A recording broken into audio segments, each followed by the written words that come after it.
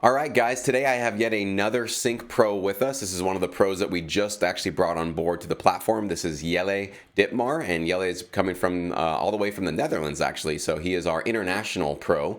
But Jelle has actually been a student of mine for a few years. And we've actually done an interview before on this channel quite a few years back, and he's just been very impressive to me. I've just always kept my eye on him. He's always sharing some really cool stuff on LinkedIn about what the music that he's making and the libraries that he's working with. And the other day I was kind of just chatting with him, and I realized because he had been posting about what he'd been doing, this guy has produced over 500 tracks in just a few years. I think just about 3 years in this business. Which, if you guys, I don't think you guys can really fully appreciate how much music that is. And I know that he's not just throwing music out to random sites. He's working with very high-end, legitimate music library companies. So I really wanted Jelle to be a part of this platform because, as I've said before with some of the other pros that we've interviewed, some of them are library owners, so we definitely want to have that point of view as well. But I think it's also really important to have a fellow composer give you feedback on your music, because Jelle is somebody who's been literally sitting in that studio you're looking at right here day in and day out for years and years and years, and he's been really learning, probably from his own trial and error, just like I did, like all of us do, what works, what doesn't work. So I really wanted to bring him on board so you guys can get to know him and decide whether or not this is going to be somebody that you would like to maybe pitch one of your tracks to in the coming months, so he can give you some helpful feedback. So Jelle, man, thank you so much for being with us today. I really appreciate your time. Why don't you go ahead and give me just a quick summary of how you got into sync licensing? What brought you on board to this whole crazy side of the business? Yeah, thanks, Jesse. Thanks for having me, and I'm very excited to be a part of this pro feedback service you have set up. I started out basically in composing music for pop rock, and then I went to a demo day with all the big labels here in the Netherlands, like Sony, Universal, that kinds of record labels. And when I pitched my music or for this band, and I brought it in front of them, they said it was not good enough. It was just not what they were searching for. It was mediocre, so all the basic stuff you hear when you get rejected. But when I showed them my cinematic stuff, so minimal cinematic, they immediately fell in love with it, and they immediately signed me a publishing deal right at that very moment on that same table. So it was a bit of a luck,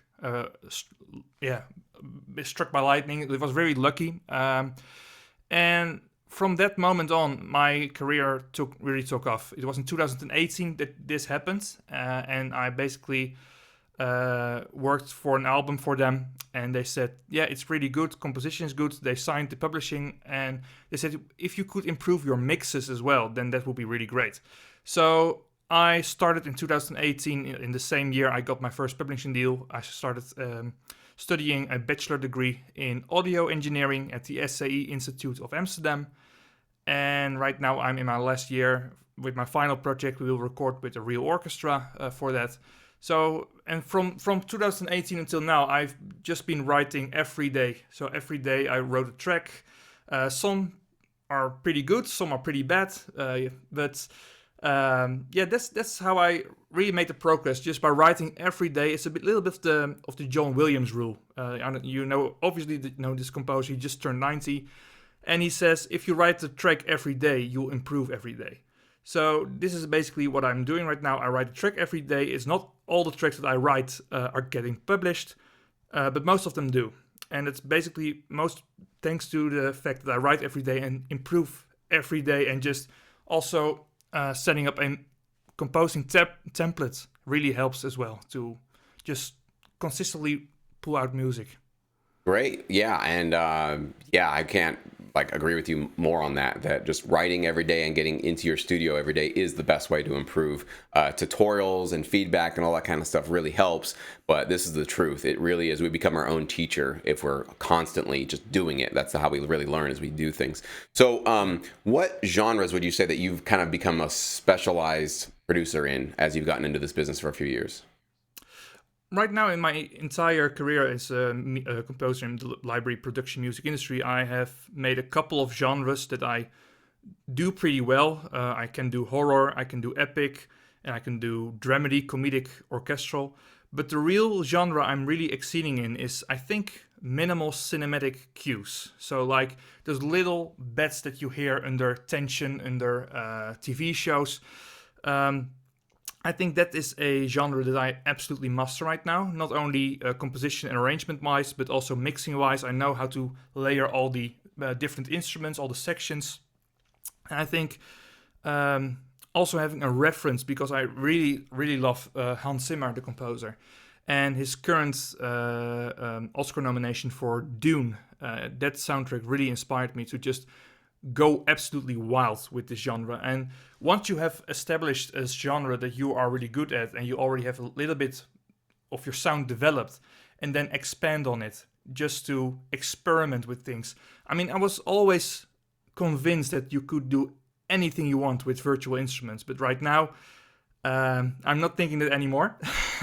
I'm really thinking that with real instruments you can get more experimental. And even some libraries right now that I work for, they say we only want real instruments, because with some virtual instruments like loops from Splice or that kind of stuff, it can get you in serious trouble. So some libraries I work with, the major ones, already have a clause in their agreement saying we don't want any sample-based music. So even phrases from cellos, like in the, for example, the Tina Guo library for cello, you cannot do that anymore. You really need to hire a cellist in the libraries I work with. Otherwise, you'll get in serious trouble. So that's Wow, a trend I also see right now. Yeah, definitely a big change for sure coming, because I remember covering that Splice issue. It was like a year and a half ago or so on my channel. And yeah, I started seeing the same thing. Some libraries were putting clauses in there saying that if you get sued as the composer for using loops or samples, even if you use them legally, but somebody's coming after the library because they distributed like a track that contained the same sample, that the library is saying the composer is going to be responsible for that lawsuit, and that they're going to hold themselves harmless against that. So there's a lot of problems with that whole world. Absolutely. So you're right. Recording live instruments, which is, definitely much harder, much more difficult. It requires a lot more knowledge, a lot more patience, a lot more time than VSTs. But you definitely get to stay away from a lot of trouble, though, the more that you can go in that live direction. I mean, that's also the reason why I started my studies as an audio engineer on this course for audio engineering, because then I'm very aware of how sound behaves, how I can record properly, what I need to be looking for when I record. And I think that's also a little, because a lot of composers I know don't know anything about audio engineering or the recording process, because everything you can do with virtual instruments. So they don't think I should learn how to use different microphones or different microphone positions, while it's absolutely essential when you want to make it as a professional in this industry to at least somehow have a basic understanding of how these things work. Absolutely, man. So I wanted to ask you, as you got into this industry, are there some things that you can now, looking back, let's say in the first year that you were in this business, are there some things that you used to do with your producing, mixing, or mastering that you now see was, basically an amateur thing that you were doing and something that you had to correct or fix or change? What are some of those common things that you've now realized that in order to create music that has a higher chance of being accepted by a library and getting placed, you now have to do those things now? Can you maybe list a couple of those, just quick tips for people watching? Yes, first of all, never do a cowbell. So that's one of the first things I want to say. No, I'm just joking. I'm thinking I've learned a lot of looking at other composers, how they do things in my genre. I'm also, when I started out, I was really into this unknown world of the production music library world. And when I don't know anything, when I'm unknown to something, I just Google it, or I just watch it on YouTube. So that's how I got into your videos, because I had so many questions, and partially also because of your videos, I was able to see how I could improve my own process. Not only because of your videos, but also by looking at other artists, reading a lot of articles about music production. What I think I did when I started out was doing too much. So adding a lot of instruments. And basically, if you hold back on the instrument count and just focus on just a synth pad, a piano, and strings. I mean, right now I'm doing a album that requires a full string quartet.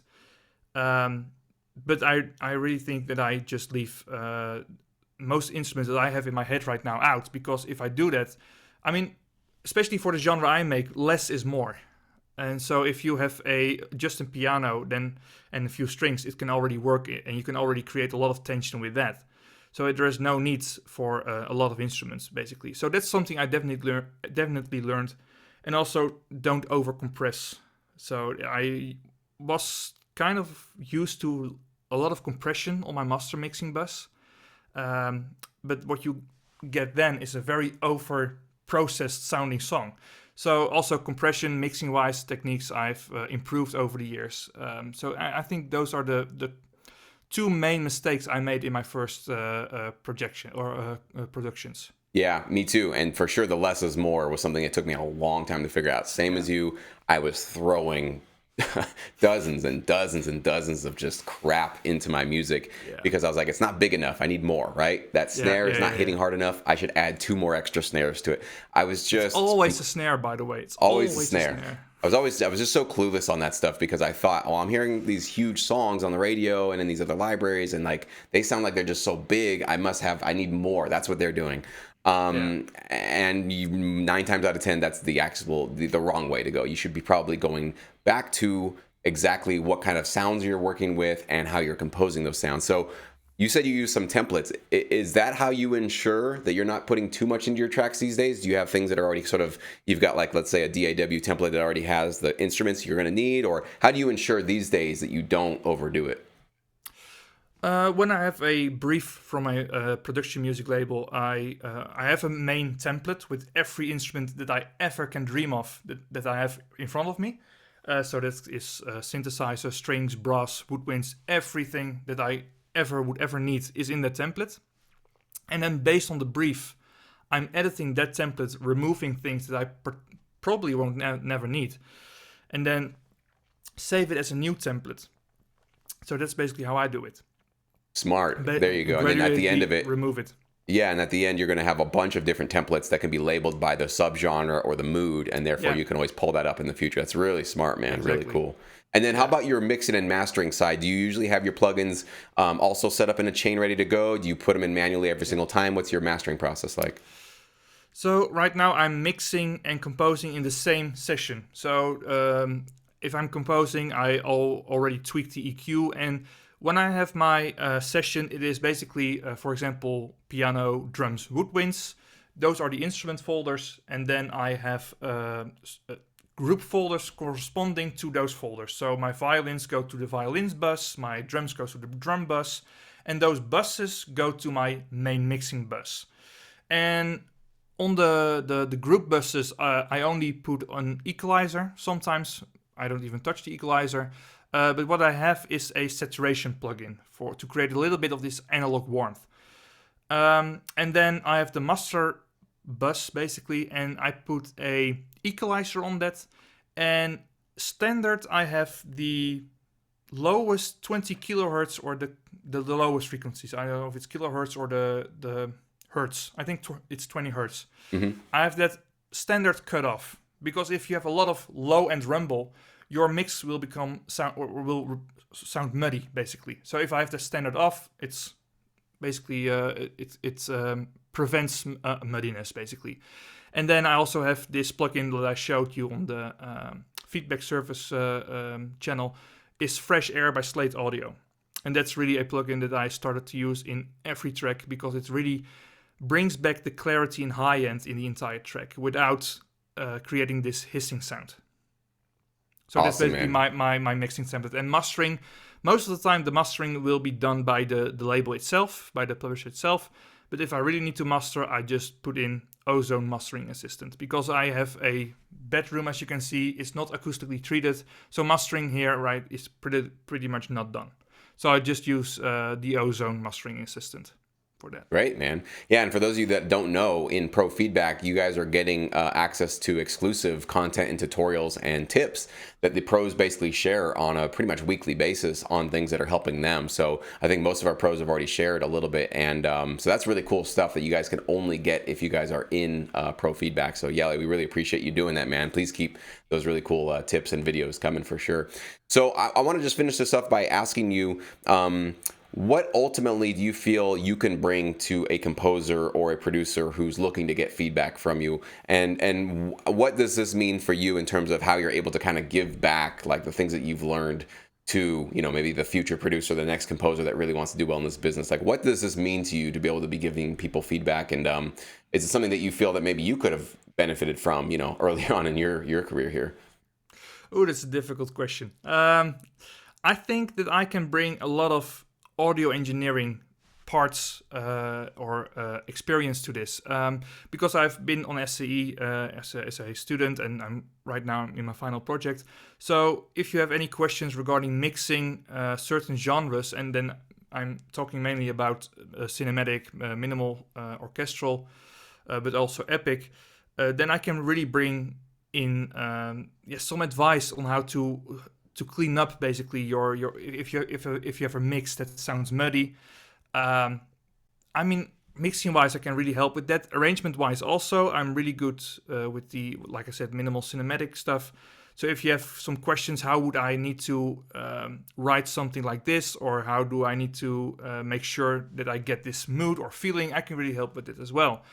And absolutely, if I would have started out as a composer, I would really, benefit from the advice that composers that are more experienced than me have. So, yeah, I would really benefit from this as well. Yeah, it's a difficult question because I'm also just starting out as a composer. I'm only in this for 3 years, and I think also that is a plus point because the people that are coming to you are here to learn, and I've just been here to learn as well. I'm just starting out, so I think we are a little bit on the same level, and I think that's also a little bit less daunting when approaching a composer that is already 12 to 20 years in this industry. I think that also, makes the playing field a bit even. Good point. Absolutely, yeah. And even though, 3 years is obviously still, I guess, in the sort of beginning phases, the work you've put in, though, I definitely wouldn't call you a beginner anymore. And that's one of the main reasons why I wanted you to be a part of this thing, is because 500 tracks in 3 years is some serious work, and that's some serious hours. And I actually think the amount of work you've been doing is far more important than the length of time, right? Because you could have taken 10 years to do those 500 tracks, right? So the fact that you've been really working that much more and that much more consistently, it basically, like you said, it's just added so much more experience and wisdom to your workflow. And so, but I do appreciate that, and I think you are a very approachable guy, obviously, and you're a very friendly, open person. So I think that's why many of the members will feel comfortable, obviously, coming to you and trying to get some advice. And it's a really good point you bring up that, like, yes, there's going to be those of us that have been in this business for a lot longer time. But yeah, it doesn't mean that we are sort of the end all be all. And if we give you notes, it means it's absolutely the truth. And you should always 100% forget what your instincts were and just go with what we thought. There's always got to be a grain of salt with everything that you guys get from us, because we are human beings too. And we have subjective preferences, and we have biases, and we have certain types of music that we like. We have certain types of ways that strings are put together that we like, or we like certain mixes a certain way. I'm certainly guilty of all of that kind of stuff, because there's always like a particular sound. I couldn't probably always describe it, but like there's always a particular sound that I know works with libraries and gets placed. And if a track is not quite there, I'll try to articulate that in some way, and I know that you'll do the same thing. But that doesn't necessarily mean that we are 100% correct on that. There might be a library that will accept exactly what you've done. So I think that's a really good thing to just kind of keep ourselves in check too, that and for all the members as well, to just know that you are listening and getting advice from people that have a lot of experience and a lot of expertise in this, but always bring your own. You got to follow your gut at the end of the day. And if it doesn't feel right to you, you shouldn't be just changing everything because your pro told you, to do it. You really should also feel somewhere in your gut, in your creative spirit, that they've got a point, or at least you want to trust them for one track and see, hey, I'm just going to take their word for it. We'll make those changes and we'll see if we can make things better. So I'm glad you brought that up, man. It's really good.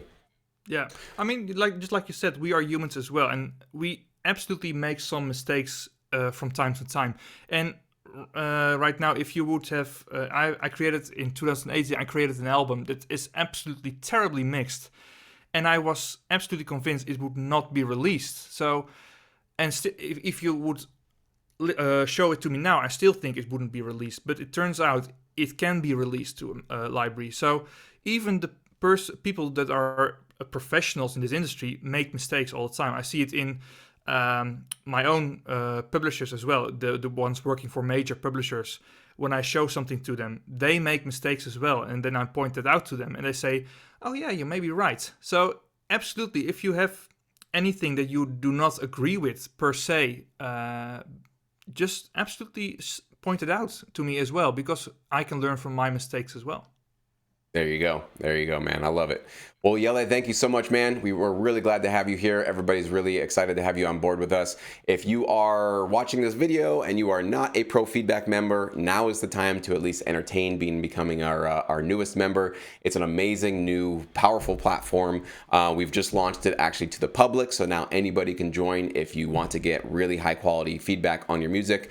Every month, you definitely get one track feedback from somebody like Jelle or one of the other pros.